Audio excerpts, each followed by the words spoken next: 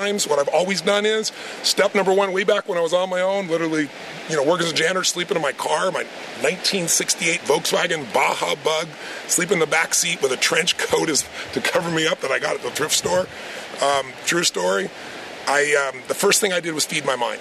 That's number one. You've got to feed your mind in this environment, because otherwise you're constantly fed what won't work. Bad news sells, and there's plenty of bad news, so you don't have to fake it, right? What's wrong is always available, but so is what's right.